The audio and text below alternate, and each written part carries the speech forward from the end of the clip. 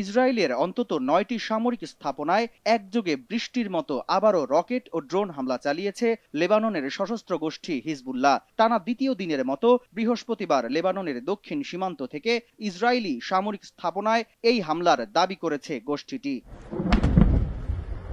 মঙ্গলবার ইসরায়েলি হামলায় হিজবুল্লাহর মাঠ পর্যায়ের জ্যেষ্ঠ একজন কমান্ডার নিহত হন। ওই হামলার প্রতিশোধে ইসরায়েলি সামরিক বাহিনীর স্থাপনায় পাল্টা হামলা চালিয়ে যাচ্ছে ইরান সমর্থিত এ গোষ্ঠীটি।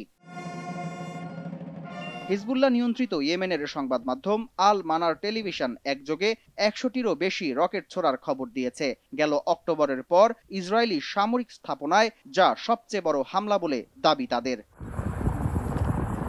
হিজবুল্লাহর বিবৃতিতে আরও দাবি করা হয়, ইসরায়েলের উত্তরাঞ্চলীয় কমান্ডের সদর দপ্তর, একটি গোয়েন্দা সদর দপ্তর ও একটি সামরিক ব্যারাকে ড্রোন হামলা চালিয়েছে তারা। এসব হামলায় ইসরায়েলি ১৮ সেনা ও ১০ বেসামরিক নাগরিক নিহত হয়েছে বলে জানায় ইসরায়েল। এছাড়া পাল্টাপাল্টি এ হামলার ভয়ে উভয় সীমান্তের লাখ লাখ মানুষ তাদের বাড়িঘর ছেড়ে পালিয়ে গেছে। গেল অক্টোবরে ফিলিস্তিনের গাজায় ইসরায়েলি হামলা শুরুর পর প্রায় প্রত্যেক দিনই ইসরায়েলের প্রতিরক্ষা বাহিনী ও ইরান সমর্থিত হিজবুল্লাহর মাঝে পাল্টাপাল্টি হামলার ঘটনা ঘটছে।